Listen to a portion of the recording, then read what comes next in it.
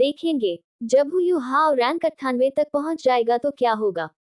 भले ही तब वह अल्टीमेट डलुओ का सामना करने में सक्षम होगा, लेकिन वह खुद अल्टीमेट डलुओ नहीं बनेगा। रैंक 99 तक पहुंचने के लिए सोल कोर्स की नींव पर खुद को और बढ़ाना पड़ेगा।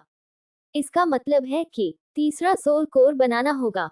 लेकिन अगर उसके 2 सोल कोर्स पहले ही डांटियन से फहद तक पूरा मार्ग या यंग कॉम्प्लीमेंट से घेर चुके होंगे तो तीसरा सोल कोर कहां बनेगा। मनुष्य केवल 3 जगहों पर अपना सोल कोर बना सकते हैं। बाहों के बीच वाला माथे का हिस्सा, छाती और डांटियन।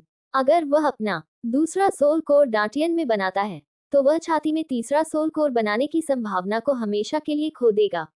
ऐसा करने के लिए उसे पहले अपने दोनों सोल कोर्स के बीच का संबंध काटना पड़ेगा और यह अपने आप में आत्महत्या जैसा होगा। इसका मतलब ये भी था कि अगर हुयुब ने अपना दूसरा सोल कोर डांटियन में बनाया तो उसके पास कभी तीसरा सोल कोर बनाने का मौका नहीं होगा। चाहे वह कितना भी शक्तिशाली बन जाए, उसे कभी असली अल्टीमेट डुलो नहीं माना जाएगा। यानी वह गॉड ऑफ इमोशंस की गॉडली सीट को विरासत में नहीं ले पाएगा। इसीलिए हुयुब ने बहुत पहले ही तय कर लिया था कि वह अपने दूसरे सोल कोर को ये यान कॉम्प्लीमेंट मेथड से बनाएगा, और वह भी छाती के हिस्से में। इससे वह भविष्य में अपना तीसरा सोल कोर डांटियन में बना सकेगा। उस समय तीसरे सोल कोर को केवल उसके छाती वाले सोल कोर से ही हल्का सा इंटरफेरेंस होगा। वो युओ ने मन ही मन कहा कि आइस एम्प्रेस, क्या आप सुन रही हैं। आइस एम्प्रेस की आवाज उसके भीतर गूंजी। हाँ, क्या कोई समस्या है। युग बोला कि मैं अपना दूसरा सोल कोर बनाने जा रहा हूँ और टाइटल डुलो की ओर बढ़ने वाला हूँ। मैं ये कॉम्प्लीमेंट मेथड का इस्तेमाल करने की सोच रहा हूँ। शायद मुझे आपकी मदद की जरूरत पड़े, क्योंकि मेरे शरीर में आपका ice jade empress scorpion torso bone है और आपकी शक्ति मेरे शरीर में छाती वाले हिस्से में सबसे अधिक प्रभावी है। वही जगह जहां मैं अपना दूसरा सोल कोर बनाने जा रहा हूं। मेरे दूसरे सोल कोर में मुख्य शक्ति हमारी अल्टीमेट आई सोल पावर होगी। अगर मेरा प्लान सफल हुआ तो मेरा पहला सोल कोर मेरी स्पिरिचुअल पावर को नियंत्रित करेगा और दूसरा सोल कोर मेरी सोल पावर को। दोनों सोल कोर्स एक दूसरे को पूरक बनाएंगे और सोल पावर तथा स्पिरिचुअल पावर एक दूसरे से जुड़कर एक परफेक्ट फ्यूजन बना देंगे। इससे मेरी सोल स्किल्स और एबिलिटीज में दोनों शक्तियों का सामंजस्य एक साथ मौजूद होगा। वो युहाव की बात सुनने के बाद आइस एम्ब्रेस कुछ पल चुप रही। फिर बोली कि क्या तुम्हें पता है कि यह कितना मुश्किल होने वाला है। वो युहाव बोला कि मुझे नहीं पता ये कितना मुश्किल होगा, लेकिन चाहे जितना भी कठिन क्यों ना हो मैं कोशिश जरूर करूंगा। क्या आप मेरी मदद कर पाएंगी। आइस एम्ब्रेस बोली कि हाँ, मैं जरूर मदद करूंगी। मुझे कहना पड़ेगा कि तुम वाकई बेहद प्रतिभाशाली और समझदार हो। जिस रास्ते पर तुम चलने वाले हो वह अल्टीमेट आइस रखने वालों में ही नहीं बल्कि दुनिया के सभी कल्टीवेटर्स में सबसे चरम तरीकों में गिना जाता है। ऐसे अतिवादी कल्टीवेशन मेथड्स अक्सर अनंत संभावनाएं पैदा करते हैं। वो यूं चौंक गया। उसे उम्मीद नहीं थी कि आइस इम्प्रेस पहले उसे लेकर संदेह जताएगी और फिर उसकी इतनी तारीफ करेगी। आइस इम्प्रेस बोली कि सोल बीस्ट्स की दुनिया में जो भी बुद्धिमान और शक्तिशाली थे उन्होंने वही रास्ता चुना था जो तुम चुनने जा रहे हो, लेकिन उनमें से सिर्फ एक द्वितीयांश सफल हो पाया। यही वजह है कि वह दुनिया का सबसे शक्तिशाली सोल बीस्ट है। वो युहाव हैरान रह गया। क्या इसका मतलब है कि आपने भी यह उपाय आजमाया है। आइस एम्ब्रेस बोली कि नहीं, मेरे पास इसे आजमाने की सही परिस्थितियां नहीं थी। मैं ह्यूमंस के अल्टीमेट डलो रैंक के बराबर नहीं पहुंची थी और मैं अपना दूसरा सोल नहीं बना सकती थी। लेकिन स्नो एम्ब्रेस ने यह तरीका आजमाया था। स्नो एम्ब्रेस युहाव उत्साह से बोल उठा। तभी स्नो एम्ब्रेस की आवाज आई, हाँ, मैंने ये तरीका आजमाया था। अगर मैं सफल हो जाती तो मुझे डीटियन से बिल्कुल भी डर नहीं लगता। मेरी शक्ति उससे कम नहीं होती, लेकिन मैं विफल रही। मेरा ओरिजिन बुरी तरह क्षतिग्रस्त हो गया और मैं आगे की शक्तियों तक नहीं पहुंच सकी। इसलिए अंत में मुझे एम्ब्रियो में बदलना पड़ा, जिसका लाभ तुम्हें किस्मत से मिला। हुयुव को स्नो एम्ब्रेस के जीवन के इस पहलू के बारे में कुछ पता नहीं था। ये सुनकर वह उत्साहित हो उठा। अगर स्नो एम्ब्रेस ने इसे आजमाया था तो उसके पास निश्चित रूप से बहुमूल्य अनुभव होगा। अभी उससे अधिक महत्वपूर्ण कुछ भी नहीं था। स्नो एम्ब्रेस बोली कि मैंने इसे आजमाया है, इसलिए मुझे अच्छी तरह पता है कि यह रास्ता कितना कठिन है। डीटियान मेरी तुलना में ज्यादा दृढ़ नहीं था। वह सफल इसलिए हुआ क्योंकि golden eyes black dragon king का शरीर बेहद मजबूत था। यन यान कॉम्प्लीमेंट मेथड पूरा करने के लिए व्यक्ति को अपनी स्पिरिचुअल पावर और सोल पावर को पूरी तरह अलग करना पड़ता है और फिर उन्हें दोबारा एक साथ जोड़ना पड़ता है। ये शरीर पर भारी बोझ डालता है और बेहद सटीक नियंत्रण की जरूरत होती है। तुम्हारी स्पिरिचुअल पावर अभी इस शर्त को पूरा करने के लिए काफी है, लेकिन क्योंकि तुम मानव हो, तुम्हारा शरीर कभी भी हमारे सोल बीस्ट जितना मजबूत नहीं हो सकता। हम soul beast resonance cultivation method का इस्तेमाल इसलिए नहीं कर सकते क्योंकि हमारे शरीर की संरचना अलग है और हमारे सर्कुलेशन पैसेज ह्यूमंस के जैसे एक्यूपॉइंट्स नहीं रखते। इसलिए हम केवल 2 जगह सोल कोर बना सकते हैं। यही सीमा हमें गॉड बनने से रोकती है, और इन 2 जगहों पर रेजोनेंस भी नहीं हो सकता। यही मजबूरी हमें यंग कॉम्प्लीमेंट मेथड चुनने पर मजबूर करती है। युहाओ, क्या तुम वाकई यह करना चाहते हो? अगर तुम असफल हुए तो परिणाम बहुत गंभीर होंगे। वो युहाओ बिना हिचकिचाए बोला कि चाहे कुछ भी हो मैं ये कोशिश करूंगा। अगर मैं सफल हुआ तो यह मेरे गॉड बनने की ओर एक परफेक्ट आधार होगा। अगर मैं असफल हुआ, वह कुछ पल के लिए रुका, फिर और भी दृढ़ स्वर में बोला कि मैं मरने तक असफल नहीं होऊंगा। अगर मनुष्य में पूरी ताकत झोंक देने का साहस और दृढ़ता ही नहीं होगी तो वह मृत्यु की सीमा कैसे तोड़ेगा? कमरा भारी खामोशी से भर गया। स्नो एमरेस और आइस एमरेस दोनों चुप हो गई। कुछ देर बाद स्नो एमरेस गंभीर आवाज में बोली कि अगर ऐसा है तो हम सब अपनी जान तुम्हारे साथ दांव पर लगा देंगे। हम चाहो तुम्हारी मदद करेंगे। मुझे नहीं लगता कि हमारी मदद के बाद भी तुम असफल होगे। युहाओ, इंतजाम के दौरान सिर्फ अपनी कल्टीवेशन पर ध्यान देना। हमारी चिंता मत करना, हम पूरी ताकत लगा देंगे। युहाओ ने सिर हिलाया और अपनी आंखें बंद कर ली। शुरू करने के बजाय वो युग ने पहले अपनी मानसिक स्थिति को स्थिर किया। सफलता तभी मिलेगी जब मन पूरी तरह तैयार हो। ऐसे महत्वपूर्ण समय पर धैर्य रखना हमेशा बेहतर होता है। धीरे धीरे प्रकाश की लहरें उसके शरीर से बाहर आने लगी। सबसे पहले स्नो एमरेस और आइस एमरेस बाहर आए। वे सबसे शक्तिशाली स्पिरिट्स थी। फिर star anise, mysterious ice grass, little by, sky dream ice वम और लाया एक एक करके प्रकट हुए। 6 हो स्पिरिट्स वो युवों के चारों ओर इकट्ठा हुए। स्नो एमरेस ने बाकी 5 स्पिरिट्स की ओर देखा और बोली कि तुम सब ने युव की बात सुनी है। यह क्लोज डोर कल्टीवेशन उसके लिए जितना महत्वपूर्ण है उतना ही महत्वपूर्ण हम सबके लिए भी है। हम उसके शरीर को आधार बनाकर जीवित हैं। अगर उसे कुछ हुआ तो हम सब भी खतरे में होंगे। अगर वह सफल हुआ तो हमारी सफलता भी सुनिश्चित होगी। इसलिए मैं चाहती हूँ कि हम सब मिलकर पूरी ताकत लगा दें। ऊर्जा खर्च होने की चिंता मत करना क्योंकि उसके सफल होते ही उसका नया सोल कोर हम सबके लिए फायदेमंद होगा और जैसा उसने कहा है, उसकी सफलता हमें गॉड बनने की दिशा में बड़ा कदम देगी। ये लक्ष्य हम सबकी साझा इच्छा है क्योंकि हम उसके स्पिरिट्स हैं। बाकी 5 स्पिरिट्स ने एक साथ सिर हिलाया। स्काई ड्रीम आइस वम उत्साहित होकर बोला कि यह शानदार है। मैं इस दिन का बहुत समय से इंतजार कर रहा था।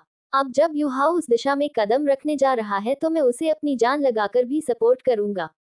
आइस इम्प्रेस ने उसे देखकर कहा कि स्काई ड्रीम, ध्यान रखना कि इस बार तुम अपनी सारी शक्ति मत झोंक देना। पिछली बार तुमने अपना ओरिजिन ही उसके साथ मिला दिया था। इस बार थोड़ा कंट्रोल रखना। हम सब मिलकर यह कर सकते हैं। स्काई ड्रीम आइस वॉर्म चौंक गया और आइस एमरेस को देखने लगा, लेकिन वह तुरंत मुड़ गई। स्नो एमरेस झुंझुलाए हुई बोली, क्या देख रहे हो? वह तुम्हारी चिंता कर रही है। क्या इतना काफी नहीं है? स्काई ड्रीम आइस वम थोड़ा कांप उठा, लेकिन इस बार उसने कोई मजाक नहीं किया। वह बस चुपचाप सिर हिलाकर मान गया। Star nice, mysterious ice grass ने धीरे से अपनी पत्तियां हिलाई। ये समर्थन का संकेत था। छाहों में वह शायद सबसे कमजोर था। स्नो एमरेस आगे बोली कि युग का नया soul core ultimate ice type का होगा, इसलिए हमें अपार अल्टीमेट आइस ऊर्जा की जरूरत होगी। ली, मैं चाहती हूँ कि तुम युहाओ के स्पिरिचुअल सी में उसकी स्पिरिचुअल सोल कोर को स्थिर रखने में मदद करो। अगर जरूरत पड़े तो उसकी इंटरफेरेंस को धीमा करो। लिया ने सिर हिलाया। भले ही वह नया स्पिरिट था, लेकिन एक मरमेड प्रिंसेस होने के कारण उसकी बुद्धि मनुष्यों से कहीं अधिक थी। वह स्थिति को समझ गई। स्नो एमरेस ने निर्देश जारी रखे। स्काई ड्रीम, तुम लिया की मदद करोगे क्योंकि तुम्हारा ओरिजिन युहाओ के साथ जुड़ा हुआ है। तुम्हारे लिए वहां तालमेल बयाना आसान होगा। साथ ही तुम उसके शरीर की स्थिति पर नजर रखोगे। हमें उसके शरीर को किसी भी हालत में टूटने नहीं देना है, समझे? स्काई ड्रीम आइस वम ने हाँ कहा। स्नो एमरेस ने आइस एमरेस का हाथ पकड़कर कहा कि आज आइस एमरेस हमारे प्रयास की मुख्य आधार होगी। क्योंकि युहाव अपना सोल कोर छाती के हिस्से में बना रहा है, वही हिस्सा जहां आईसेड एमरेस स्कॉर्पियन टोरसो बोन मौजूद है। मैं आइस एमरेस की मदद करूंगी और मुझे लिटिल बाय और स्टार अनीस की भी जरूरत होगी, क्योंकि हम चारों के पास अल्टीमेट आइस सोल पावर है। हम मिलकर यो के सोल कोर को बनाएंगे। स्टार अनीस, तुम प्रक्रिया को स्थिर रखने की जिम्मेदारी लोगे। लिटिल बाय, तुम सोल कोर बनते समय यो के शरीर की सुरक्षा करोगे। आइस एमरेस और मैं उसकी सोल पावर को छाती की ओर ले जाएंगे। तीनों अल्टीमेट आइस स्पिरिट्स ने एक साथ कहा। रजर कुछ ही निर्देशों में स्नो एमरेस ने सबको व्यवस्थित कर दिया। उसने आखिरी बार पांचों स्पिरिट्स को देखा और बोली कि हमें सिर्फ सफलता चाहिए। अगर हम असफल हुए तो सब खत्म, इसलिए पूरी ताकत लगा दो। यस, पांचों स्पिरिट्स एक साथ बोले। स्नो एमरेस हुयूव के पास आए और हल्के से उसके कंधे पर हाथ रखा। हुयू हाव बोला, थैंक यू स्नो एमरेस। उसने उनके पूरे संवाद को सुन लिया था। जब उसने आंखें खोली तो उसकी पुतलियों में धुंध सा घिरा देखा जा सकता था। स्नो एमरेस मुस्कुराए और बोली कि तुम मुझे किस बात के लिए धन्यवाद दे रहे हो? तुम्हारा शरीर अब सिर्फ तुम्हारा नहीं है, यह अब हम सबका है। अगर हम सातों लोग पूरी लगन से एक लक्ष्य के लिए काम करें तो कोई भी काम मुश्किल नहीं रह जाएगा। लेकिन शुरू करने से पहले मैं तुम्हें सलाह दूंगी कि तुम लाइफ गार्डियन ब्लेड वापस ले आओ। उसमें मौजूद भारी मात्रा में लाइफ एनर्जी तुम्हारे लिए बहुत फायदेमंद होगी। पहले जब दित्यान ने यंग कॉम्प्लीमेंट से अपना दूसरा सोल कोर बनाया था तब वह लेक ऑफ लाइफ के पास बैठा था जो बहुत सी लाइफ एनर्जी से भरा हुआ था। मुझे लगता है ये चीज तुम्हारे लिए भी बहुत उपयोगी होगी। स्नो एमरेस की बात सुनकर हुयूव की आंखें चमक उठी। हाँ, मैं लाइफ गार्डियन ब्लेड को कैसे भूल गया। अब जब टीचर श्रेया धीरे धीरे ठीक हो रही है, उन्हें इसकी जरूरत नहीं है। इसके बजाय यह मेरे लिए बेहद फायदेमंद साबित हो सकती है। हुयूव तुरंत बेंच से कूदकर उठा और तांग्या को ढूंढने के लिए बाहर भागा। छाहो स्पिरिट्स वहीं रुके रहे। आखिर वह उनसे ज्यादा दूर नहीं गया था। थोड़ी देर के लिए उसके शरीर से दूर रहना ठीक था। स्नो एमरेस ने आइस एमरेस के कान में धीरे से कुछ कहा। आइस एमरेस के चेहरे पर यकीन न करने वाली अभिव्यक्ति आ गई। उसने स्नो एमरेस की ओर देखा और बोली, तुम? स्नो एमरेस मुस्कुराए और उसकी आंखों में गर्व साफ दिख रहा था। भले ही मैं पहले सफल न हो सकी थी, लेकिन अब मुझे किसी भी कीमत पर युवाओं को सफल कराना ही है। आइस एम्प्रेस ने धीरे से सिर हिलाया। स्नो एम्प्रेस, अब मैं समझ गई हूँ। स्नो एम्प्रेस का चेहरा लाल पड़ गया। तुमने क्या समझा? आइस एम्प्रेस जोर से हंस पड़ी। मैं नहीं बताने वाली कि मैंने क्या समझा। उसी समय हुयो लाइफ गार्डियन ब्लेड लेकर वापस लौट आया। गोल्डन टॉट्स द्वारा लाए गए लाइफ गोल्ड को अब्सॉर्ब करने के बाद life guardian blade life guardian sword में बदल चुकी थी। उसकी जेड ग्रीन बॉडी से घनी लाइफ एनर्जी निकल रही थी। जैसे ही हुयो ने दरवाजा बंद किया, पूरी लेबोरेटरी में उस लाइफ एनर्जी की महक फैल गई। भले ही वह लाइफ एनर्जी मुख्य रूप से हुयो के लिए लाभदायक थी, लेकिन उसने छह स्पिरिट्स की स्पिरिचुअल सेंस को भी पोषण दिया। उनके चेहरों पर संतुष्टि झलक रही थी। स्नो एमरेस ने हुयो की ओर सिर हिलाकर कहा, चलो तैयारी करते हैं। मैं अपना अनुभव तुम्हारे साथ साझा करूंगी ताकि तुम वही गलतियां ना दोहराओ जो मैंने की थी। तुम्हें बस वही करना है जो मैं कहूँ, ठीक है? हुयू हाव मानसिक रूप से तैयार था। वह लाइफ गार्डियन स्वर से निकल रही बेहद घनी लाइफ एनर्जी से भरा हुआ अपनी सबसे अच्छी अवस्था में था। हुयू ने पैर मोड़कर बैठते हुए लाइफ गार्डियन स्वर को अपनी टांगों पर रख लिया। उसने आंखें बंद कर ली और मिस्टीरियस हेवन टेक्निक के सर्कुलेशन पाथ के अनुसार सोल पावर चलाना शुरू किया। हुयू हाव काफी समय से रैंक 89 पर अटका हुआ था। भले ही वह ब्रेक थ्रू नहीं कर पाया था, लेकिन वह टन बूतों के साथ लगातार कल्टीवेट करता रहा था। इसीलिए उसके पास सोल पावर की कोई कमी नहीं थी। जैसे ही उसने सोल पावर सर्कुलेट करना शुरू किया, उसके शरीर के अंदर मानो बड़े बड़े वेव उठने लगे। उसकी सोल पावर बहुत विस्कस थी और बेहद ठोस महसूस होती थी। सिर्फ एक राउंड सर्कुलेट करते ही उसकी सोल पावर अपने आप लगातार चलने लगी, जबकि उसकी स्पिरिचुअल पावर और भी समृद्ध और भरी हुई महसूस होने लगी। जैसे ही उसकी सोल पावर उसके सिर के पास पहुंचती, वह सोल कोर की ओर खींच जाती और उसके चारों ओर घूमकर कंप्रेस हो जाती। उसके छह स्पिरिट्स अपने अपने स्थानों पर वापस लौट गए। लिया और स्काई ड्रीम आइस वम उसकी स्पिरिचुअल सी की निगरानी कर रहे थे, जबकि बाकी चार स्पिरिट्स उसकी छाती की ओर चले गए ताकि सोल पावर में होने वाले बदलाव को महसूस कर सकें। स्नो एमरेस की आवाज हुयो के दिमाग में गूंजी। यो सबसे पहले तुम्हें अपने सोल कोर से सोल पावर निकालनी होगी। सोल कोर में सिर्फ स्पिरिचुअल पावर ही रहनी चाहिए। ठीक है। वो युओ ने सोल पावर सर्कुलेट करते हुए धीरे धीरे अपने फहद वाले सोल कोर से कंप्रेस्ड सोल पावर बाहर खींचना शुरू किया। यह आसान काम नहीं था। उसके शरीर की क्षमता सीमित थी। पहला सोल कोर मिलने के बाद लगातार सोल कोर ने उसकी सोल पावर कंप्रेस की थी, जिससे उसकी क्षमता बढ़ी थी। अब जब वह कंप्रेस्ड सोल पावर बाहर निकाल रहा था, वे उसकी पैसेज वेज में भरने लगी। जल्दी ही पैसेज वेज भरकर तंग हो गई और सोल पावर के लिए आगे निकलने की जगह नहीं बची। यो जारी रखो, रुकना मत, स्नो एमरेस ने उसे याद दिलाया। उसी समय हु युग ने महसूस किया कि उसकी छाती और पीठ की हड्डियां हल्का हल्का कांपने लगी। वे जेड ग्रीन रोशनी से चमकने लगी। उसके शरीर में जमा भारी मात्रा में soul power ice jade empress scorpion के टोरसो बोन द्वारा अब्सॉर्ब की जा रही थी। जैसे ही सोल पावर उस टोरसो बोन में जाती, उसकी पैसेज वेज में फिर से जगह बनने लगी। वो युग खुश हो गया। वो समझ गया कि आइस एमरेस और स्नो एमरेस क्या कर रही थी। उसने कोई ढिलाई नहीं दिखाई और तेजी से सोल कोर से कंप्रेस्ड सोल पावर निकालता रहा। सब कुछ अभी तक बहुत स्मूथ चल रहा था। बैटल में सोल पावर खर्च होना सामान्य था। ऊपर से स्पिरिचुअल सोल कोर मुख्य रूप से स्पिरिचुअल पावर रखता था जो ज्यादा उसके करीब थी। जैसे ही soul power spiritual soul core से बाहर निकली, सोल कोर और भी सक्रिय हो गया। उसके स्पिरिचुअल सी में तेजी से सर्कुलेशन शुरू हो गई और स्पिरिचुअल एनर्जी बाहर निकलने लगी। आमतौर पर बाहर निकली spiritual energy origin energy of heaven and earth को आकर्षित करती है, जो अब्सॉर्ब होकर सोल पावर बन जाती है। फिर वही सोल पावर पहले खर्च हुई सोल पावर की भरपाई करती है। यही सोल कोर्स की ताकत है। वे समय मिलने पर स्वयं सोल पावर रीजनरेट करते रहते हैं, लेकिन फिलहाल हु युग को सोल कोर्स से सोल पावर वापस बनाने की जरूरत नहीं थी। उसकी त्वचा पर हल्की सी सफेद रोशनी की परत बन गई। ये स्काई ड्रीम आइस वम ने की थी। स्काई ड्रीम को हु युहाओ के शरीर की सबसे ज्यादा समझ थी।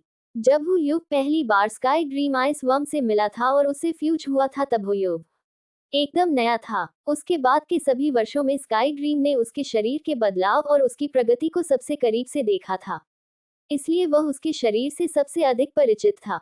स्नो एमरेस के कहने से पहले ही स्काई ड्रीम ने सही कदम उठाया। उसने हो युग की स्पिरिचुअल पावर को डाइवर्ट कर दिया और सोल कोर और बाहरी ओरिजिन एनर्जी के बीच संबंध को रोक दिया। इससे ओरिजिन एनर्जी पास नहीं आ सकती थी और सोल पावर में बदल नहीं सकती थी। इससे स्पिरिचुअल एनर्जी और भी तेजी से बाहर निकलने लगी। बाहरी प्रतिरोध उसके सोल कोर की सर्कुलेशन की ताकत बन गया। लिया ने भी उसी समय अपना काम शुरू किया। उसने स्पिरिचुअल पावर से सोल कोर को ढक लिया ताकि उसकी रोटेशन की गति थोड़ी धीमी हो सके। उसे एकदम स्टेबलाइज करना उसकी जिम्मेदारी थी। इससे हो युहाओ पूरा ध्यान सोल पावर निकालने पर लगा सकता था। अगर सोल कोर अनस्टेबल हो जाए तो उसके फटने का खतरा होता, और लगातार सोल पावर निकालने से सोल कोर को रिकवर होने का मौका नहीं मिल रहा था, इसलिए उसका अनस्टेबल होना आसान था। वास्तव में ये काम स्वयं हो युहाओ को करना चाहिए था, लेकिन लिया के होने से वह ये जिम्मेदारी नहीं संभालना पड़ा। स्काई ड्रीम आइसम ने स्पिरिचुअल पावर को डाइवर्ट करने को और भी मजबूत कर दिया। उसने सुनिश्चित किया कि स्पिरिचुअल पावर आसपास की ओरिजिन एनर्जी से टकराए नहीं। अब कोई भी ढिलाई बरतने की स्थिति में नहीं था। सभी अपनी पूरी क्षमता से प्रक्रिया को स्मूथ रखने में लगे थे। समय बीतता गया। वो युग महसूस कर रहा था कि उसकी स्पिरिचुअल सी सोल कोर के दबाव से काम रही थी। सोल कोर बाहर निकली स्पिरिचुअल एनर्जी को बार बार सोल पावर बनाने के लिए खींचना चाह रहा था। इसी बीच लिया पूरी कोशिश से सोल कोर को स्टेबल रख रही थी। स्काई ड्रीम आइस वम हु युहाओ के शरीर के चारों ओर एक परत की तरह लिपटा हुआ उसकी स्पिरिचुअल एनर्जी को बाहरी संपर्क से रोक रहा था। उधर चारों अल्टीमेट आइस स्पिरिट्स थोड़ा आरामदायक स्थिति में थे। हालांकि आइस एमरेस व्यस्त थी क्योंकि वह टोसोबोन के माध्यम से सोल पावर एब्जॉर्ब कर रही थी। इसी समय सबने आइस जेड एम्प्रेस स्कॉर्पियन के टोरसोबोन की असली ताकत देखी। उसने हो यो की लगभग 50% सोल पावर एब्जॉर्ब कर ली थी। फिर भी वह पूरा नहीं हुआ था, बस उसका रंग और हरा हो गया था, जबकि हुयुग को कहीं भी फूला फूला महसूस नहीं हो रहा था। 6 स्पिरिट्स की मदद से अब तक हुयुग के लिए सब कुछ आसान रहा था। उसे कोई बड़ी मुश्किल नहीं आई थी। जैसे जैसे टॉसोबोन में और सोल पावर एब्जॉर्ब हुई, सोल पावर की लहरें और ज्यादा तीव्र होती गई। इससे सोल कोर और वायलेंट हो गया। लिया उसे कंट्रोल करते करते थकने लगी। एक सोल कोर को संभालना, वह भी हु युग जैसे अत्यधिक शक्तिशाली स्पिरिचुअल मास्टर के सोल कोर को आसान नहीं था। युहाओ, अपने सोल कोर को कंट्रोल करो, इसकी गति कम करो, आइस एमरेस ने कहा। सिर्फ एक इरादे के संकेत से ही युग का सोल कोर उसकी पकड़ में आ गया। वह तुरंत स्थिर हो गया। ली या को थोड़ी राहत मिली और वह स्पिरिचुअल सी में आराम करने लगी। लेकिन अब जब वो युहा सोल कोर को कंट्रोल कर रहा था, वह सोल पावर निकालने पर ध्यान केंद्रित नहीं कर पा रहा था। वह सोल कोर की इनेट क्षमता को सप्रेस कर रहा था। और सोल कोर सप्रेशन का मतलब था कि सोल कोर और अधिक प्रतिरोध करेगा। वह पूरी शक्ति से खुद को मुक्त करने की कोशिश करता। अचानक उसके डेंटियन में एक बेहद शक्तिशाली आकर्षण उत्पन्न हुआ और उसने सोल कोर में बचा हुआ अंतिम अल्टीमेट आइस सोल पावर भी खींच लिया। ये फोर्स स्नो एमरेस ने भेजी थी। आखिरकार उसने खुद कदम उठाया था। हु युहाओ ने महसूस किया कि उसके डेंटियन के भीतर एक रबस शेप्ड आइस क्रिस्टल बन रहा है। उसमें बहुत जबरदस्त आकर्षण था जो उसकी सोल पावर को अपनी ओर खींच रहा था।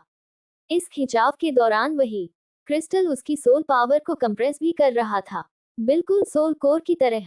आइस क्रिस्टल से निकल रही ओरा स्नो एमरेस की थी। वह क्या कर रही है? हु युहा को पूरा यकीन था कि स्नो एमरेस उसकी अल्टीमेट आइस सोल पावर को कंट्रोल कर सकती है, लेकिन वह ये भी जानता था कि उसे इसे अब्सॉर्ब नहीं कर पाना चाहिए। इसका मतलब था कि उसे उसकी सोल पावर को कंप्रेस करने के लिए बहुत ज्यादा स्पिरिचुअल अवेयरनेस खर्च करनी पड़ी होगी। लेकिन अभी सवाल पूछने का समय नहीं था, क्योंकि जो प्रक्रिया शुरू हो चुकी थी उसे रोका नहीं जा सकता था। जैसे जैसे उसकी स्पिरिचुअल पावर सर्कुलेट हो रही थी, उसके आसपास की हवा हल्की हल्की कांपने लगी। क्योंकि हो युहाओ स्पिरिचुअल सोल कोर का मालिक था, उसकी सोल कोर पर पकड़ लिया से कहीं ज्यादा बेहतर थी। जैसे ही उसने अपना पूरा ध्यान स्पिरिचुअल सोल कोर पर लगाया, वह आधी नींद जैसे स्टेट में चला गया, जिससे हो युहाओ बिना किसी रुकावट के अपनी सोल पावर को निकाल सकता था। आधी सोल पावर स्नो एमरेस के पास रबल शेप क्रिस्टल में जा रही थी और आधी आइस एमरेस के कंट्रोल में आइस जेड एम्प्रेस स्कॉर्पियन के टॉरसो बोन में अब्सॉर्ब हो रही थी। हु युओ के शरीर में सोल पावर तेजी से कम होने लगी। आखिरकार बहुत लंबे समय के बाद स्पिरिचुअल सोल कोर के आसपास कोई सोल पावर फ्लक्चुएशन नहीं बचा। हु युहाओ की सारी सोल पावर सोल कोर से निकलकर शरीर में वापस आ चुकी थी, लेकिन फिर भी आइस एमरेस और स्नो एमरेस नहीं रुकी। वे सोल पावर को लगातार अब्सॉर्ब और अट्रैक्ट करती रही। इससे हुयुहाओ का पूरा शरीर सोल पावर से खाली होने लगा। हुयुहाओ समझने लगा कि दोनों एमरेसेस क्या करने वाली थी। उनकी मदद से वह दूसरी सोल कोर बनाते समय बहुत बड़ी मेहनत बचा सकता था। हाँ, मुझे जरूर सफल होना होगा। आइस एमरेस और स्नो एमरेस ने जैसे अचानक सोल पावर की अट्रैक्शन और अब्सॉर्प्शन की गति बढ़ा दी। उसकी सोल पावर इतनी तेजी से गायब होने लगी कि थोड़े ही समय में वह पूरा शरीर सोल पावर से खाली हो गया। इससे उसे कमजोरी महसूस होने लगी और उसकी स्पिरिचुअल सोल कोर तीव्रता से कांपने लगी। वह एनर्जी चाह रही थी। भले ही वह स्पिरिचुअल सोल कोर थी, लेकिन सोल पावर की प्यास अब भी बहुत ज्यादा थी। स्नो एमरेस की आवाज हुयुओ के दिमाग में गूंजी। युहाओ, मैं अब शुरू करने वाली हूँ। आगे की प्रक्रिया शायद काफी दर्दनाक होगी। जब मैं तुम्हारी दूसरी सोल कोर बनाना शुरू करूंगी, तुम्हारी स्पिरिचुअल सोल कोर बहुत तेज विरोध करेगी, क्योंकि उसे लगेगा कि कोई उसकी टेरिटरी में घुसपैठ कर रहा है। इसलिए वह जोरदार प्रतिरोध करेगी। तुम्हें हर हालत में उसे स्टेबलाइज करके रखना होगा। कोशिश करना कि वह मेरे काम में दखल ना दे। लिया, जरूरत पड़ने पर युहाओ की मदद के लिए तैयार रहना। स्काई ड्रीम, तुम्हें हमें बाहरी एनवायरनमेंट से बचाते रहना होगा। युहाओ ने अपने मन में स्नोअरस के निर्देशों को स्वीकार किया। उसी समय उसने अगले स्टेप के लिए अपनी स्पिरिचुअल पावर तैयार करने की कोशिश की। अपनी इन्नेट एबिलिटी को दबाना बेहद असहज था, लेकिन अपनी शक्तिशाली स्पिरिचुअल पावर और कंट्रोल की वजह से हु युहाओ ये कर पा रहा था। अचानक एक छोटी सी धारा जैसी सोल पावर हु यू के खाली शरीर में उभरने लगी। ये सोल पावर उसके डांटियन में स्नो एमरेस द्वारा बनाए गए रबर शेप्ड आइस क्रिस्टल से बाहर आई थी। उस क्रिस्टल के आसपास एक बेहद dense ultimate ice soul power घूम रही थी। ये लगभग सॉलिड जैसी थी।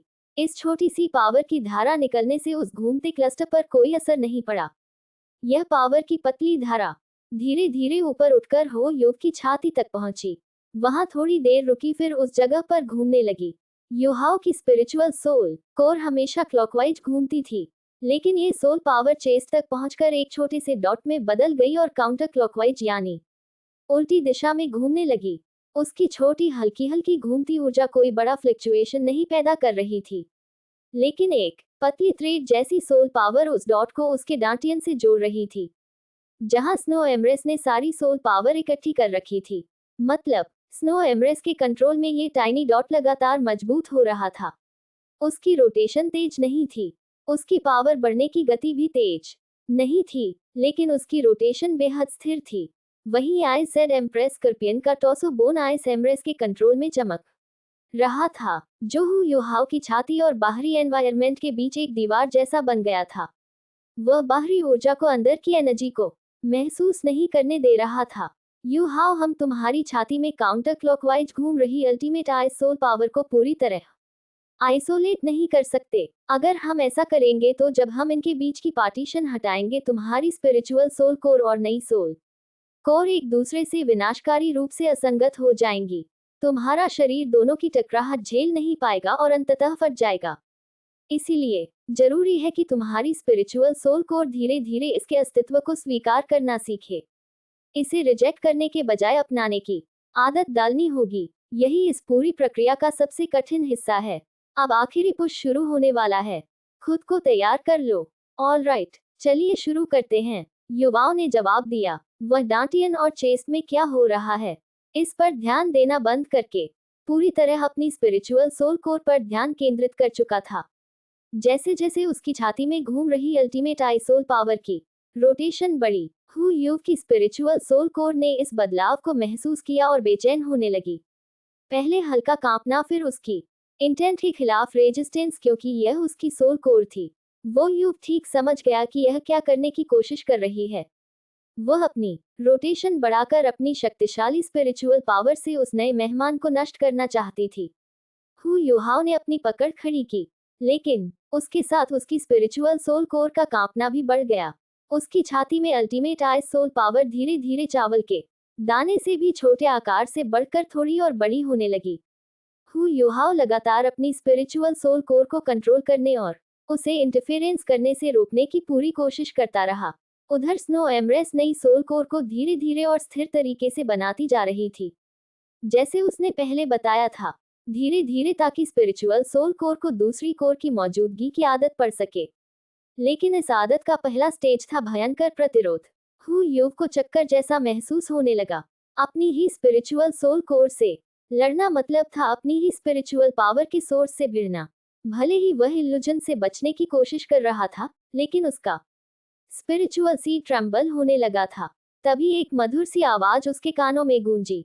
यह ली थी, जो अपनी स्पिरिचुअल पावर रिलीज कर रही थी।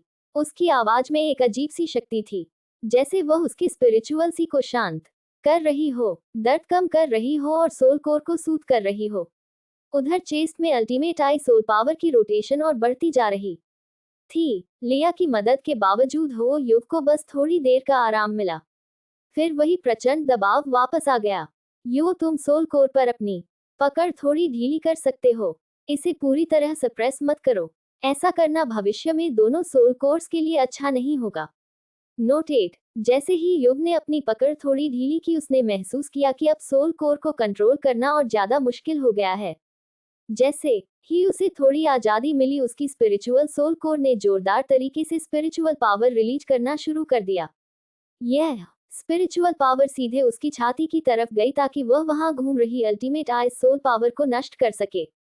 तभी एक जेड जैसी चमक उठी और उसकी पूरी छाती सील हो गई। आइस एम्ब्रेस ने कदम उठाया। उसकी अल्टीमेट आइस ने स्पिरिचुअल पावर को ब्लॉक कर दिया और नई बनी ओरिजिन को सुरक्षित रखा। जब स्पिरिचुअल पावर आइस एम्ब्रेस की अल्टीमेट आइस से टकराए, हु युओ का पूरा शरीर बुरी तरह कांप गया, जैसे सारी पैसेज वेज में खून उल्टा बहने लगा हो। ये बेहद भयानक एहसास था। उसकी स्पिरिचुअल सोल कोर, जिसे थोड़ी आजादी मिली थी, पागल हो गई और भी ज्यादा स्पिरिचुअल पावर रिलीज करने लगी, ताकि आइस एम्ब्रेस की डिफेंस को तोड़ सके। और हु युओ को अपने सोल कोर को इतना रोकना था कि वह बहुत ज्यादा भी ना निकले, और इतना खुला भी रखना था कि भविष्य में समस्या ना बने। ये पूरी तरह सप्रेस करने से कहीं ज्यादा मुश्किल था। इस दौरान आइस एमरेस उसकी स्पिरिचुअल पावर को रोकने में जुटी रही और स्नो एमरेस नई सोल कोर की फॉर्मेशन बढ़ाने लगी। अब अल्टीमेट आइस सोल पावर का ट्रांसफर तेज होने लगा। चावल के दाने जितना छोटा सोल कोर कुछ ही देर में सेम के दाने जैसा बड़ा हो गया। साथ ही स्पिरिचुअल अटैक्स और भी ज्यादा तीव्र हो गए। हु यू को असहनीय दर्द महसूस होने लगा। उस दर्द के बीच भी उसे अपनी स्पिरिचुअल सोल कोर को रोकना था और अपने स्पिरिचुअल सी की कमजोरी भी सहनी थी। लेकिन उसकी अत्यंत मजबूत इच्छाशक्ति ने उसे टूटने नहीं दिया। वह लगातार मजबूती से टिके रहा। उसकी इतनी दृढ़ता देखकर 6 स्पिरिट्स में भी भरोसा जग गया कि वे जरूर सफल होंगे। धीरे धीरे वो युग की हड्डियों और पैसेज वेज में हल्की सफेद रोशनी चमकने लगी। उसके शरीर में एक ठंडक फैलने लगी जो स्पिरिचुअल पावर और आइस एम्प्रेस की अल्टीमेट आइस की टक्कर से होने वाले दर्द को शांत कर रही थी। ये ठंडक लिटिल बाय की तरफ से थी। वह उसके शरीर को सुरक्षित कर रहा था। दर्द थोड़ा कम हुआ लेकिन हु युहाओ लापरवाह नहीं हुआ, क्योंकि स्पिरिचुअल सोल कोर और भी ज्यादा वायलेंट होती जा रही थी। जैसे जैसे चेस्ट में अल्टीमेट आइस सोल कोर आकार ले रही थी, जैसे ही हु युग ने अपना मन स्थिर किया, उसे लगा कि उसकी सफलता की संभावना बढ़ रही है। अगर वह 6 स्पिरिट्स की इतनी बड़ी मदद के बावजूद भी असफल हो जाता तो वह अपने ऊपर किया गया एहसान कभी चुका नहीं पाएगा। उसने धीरे धीरे अपनी स्पिरिचुअल सोल कोर को रोकना जारी रखा। उसकी रोटेशन धीमी करते हुए वह एक स्टेडी स्पिरिचुअल पावर की धारा बाहर निकाल रहा था, जो अल्टीमेट आइस सोल पावर से टकरा रही थी। लेकिन क्योंकि चेस्ट में बनने वाली अल्टीमेट आइस सोल कोर लगातार बड़ी हो रही थी, उसकी रोटेशन और पावर एब्जॉर्प्शन की क्षमता भी तेजी से बढ़ रही थी। इसी के साथ वो युवक को छाती में बहुत तेज दर्द महसूस होने लगा। आखिरकार वह उल्टी दिशा में रही थी। ये रिवर्स रोटेशन सीधे उसके शरीर पर असर डाल रही थी। उसे दोनों दिशाओं की रोटेशन से 2 गुना दर्द झेलना पड़ रहा था। दर्द बेहद ज्यादा था, फिर भी हो यो टूटता नहीं दिख रहा था। लेकिन तभी उसने कुछ ऐसा महसूस किया जिसने उसे चौंका दिया। स्नो एमरेस का जो आइस क्रिस्टल उसके डेंटियन में था, वह ऊपर उठने लगा था। छाती में बनने वाली नई सोल कोर और नीचे वाले आइस क्रिस्टल के बीच जो सोल पावर का कनेक्शन था, अब उसका अट्रैक्शन बदल गया था। छाती में बनी नई ओरिजिन स्नो एमरेस के आइस क्रिस्टल को ऊपर खींच रही थी। ये स्नो एमरेस क्या करने की कोशिश कर रही है? हु युव नहीं समझ पाया कि स्नो एमरेस का असली प्लान क्या था, लेकिन उसने यह जरूर समझ लिया कि भरोसे का समय आ चुका है। वह स्नो एमरेस की नीयत पर शक करने या पूछने वाला नहीं था। तो चलिए इस वीडियो को यही समाप्त करते हैं। अगर वीडियो अच्छी लगी हो तो लाइक जरूर करें, अपने विचार कमेंट में लिखें और आने वाले नए एपिसोड के लिए चैनल को जरूर सब्सक्राइब करें। अगले वीडियो में फिर मुलाकात होगी। धन्यवाद।